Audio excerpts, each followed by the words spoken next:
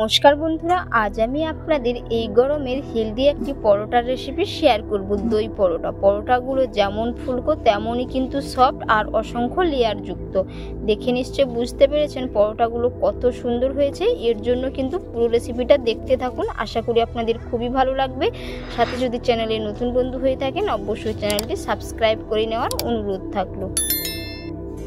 আমি হেলদি কিছু পরোটা খেতে চাইলে আপনারা কিন্তু আটা দিয়ে সাথে দই দিয়ে এই রকম দই পরোটা বানিয়ে নিতে পারবেন। এর জন্য আমি একটি মিক্সিং বোলের মধ্যে নিয়েছি 300 গ্রাম আটা।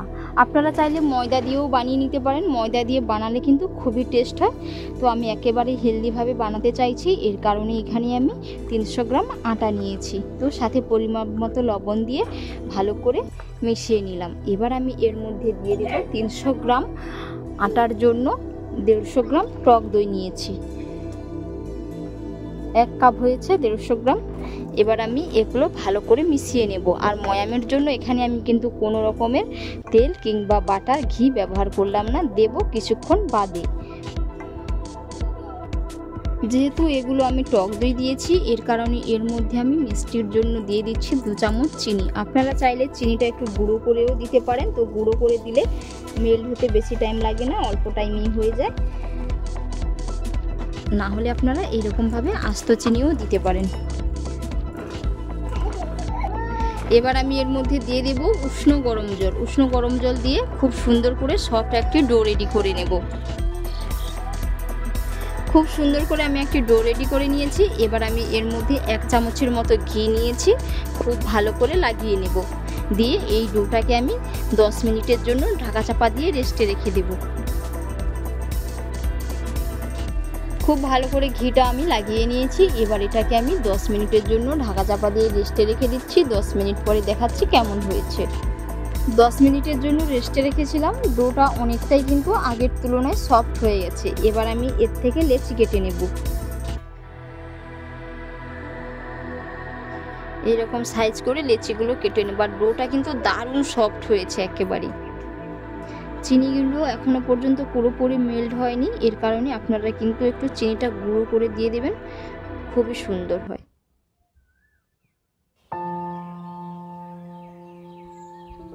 এবার আমি গোল গোল করে শেপ দিয়ে দেব।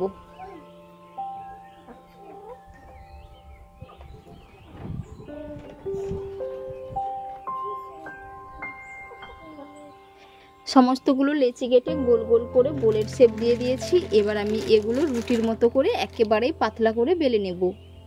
এর জন্য অল্প করে একটু ময়দা দিয়ে দিলাম। এবার আমি এগুলো বেলে নেব।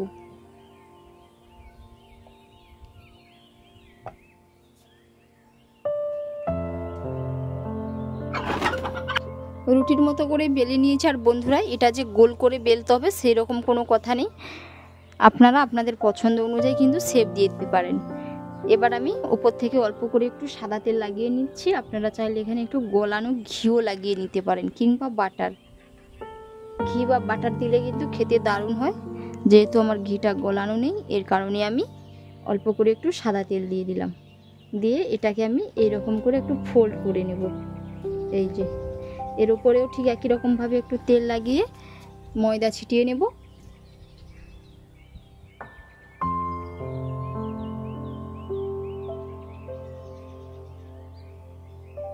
উপরটাওতে ঠিক একই রকমভাবে লাগিয়ে নেব। এইরকমভাবে আপনারা কিন্তু বাড়িতে একবার পরোটা বানিয়ে নেবেন, খেতে পুরো দুর্দান্ত হয়। আর একেবারেই কিন্তু নরম সব অসংখ্য লেয়ারযুক্ত পরোটাগুলো হয়।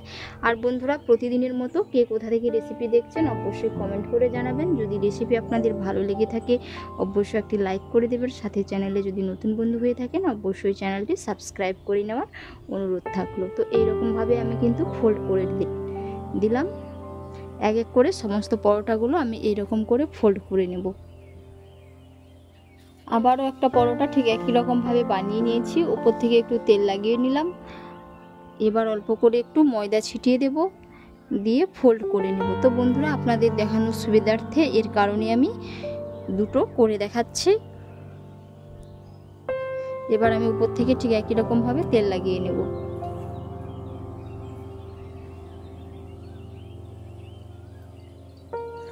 এবার আমি উপর থেকে আবারও একটু তেল লাগিয়ে নেব। এবারে আমি ফোল্ড করে নেব।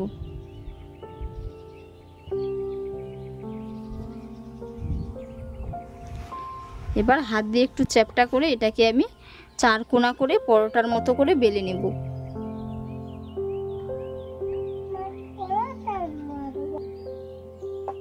এইরকম খুব সুন্দর করে 4 কোণা করে বেলে নিয়েছি। এই যে এক এক করে সমস্ত পরোটাগুলো কিন্তু আমি বেলে নেব। এক এক করে সমস্ত পরোটাগুলো আমি বেলে নিয়েছি। এবার আমি এগুলো তাওয়াতে ভেজে নেব। গ্যাসের চুলার মধ্যে আমি তাওয়া বসিয়ে দিয়েছি। এবার তাওয়াটা আমি খুব ভালো করে গরম করে নেব। তাওয়া গরম হয়ে গেছে। এবার আমি তাওয়ার মধ্যে পরোটা দিয়ে দিচ্ছি। প্রথম অবস্থায় আমি কিন্তু কোনো রকম তেল, ঘি, বাটারের ব্যবহার করছি না। প্রথমে এপিট ওপিট দুপিট ভালো করে সেঁকে নেব, তারপর অল্প করে একটু ঘি দিয়ে আমি নামিয়ে নেব। এক পিঠ হয়ে গেছে, এক পিঠ উল্টে নেব।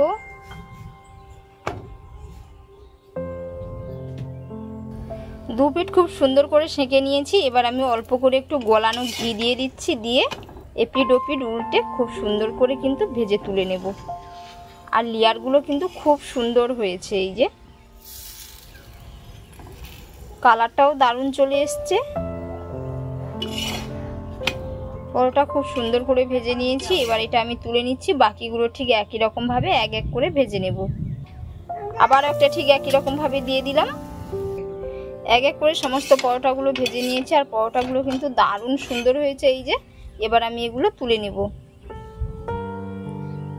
সমস্ত পরোটাগুলো ভেজে নিয়েছি। আর কত সুন্দর হয়েছে দেখে নিশ্চয়ই বুঝতে পেরেছেন। একেবারেই নরম, সফট আর তুলতুলে আর অসংখ্য এই যে লেয়ারযুক্ত পরোটাগুলো।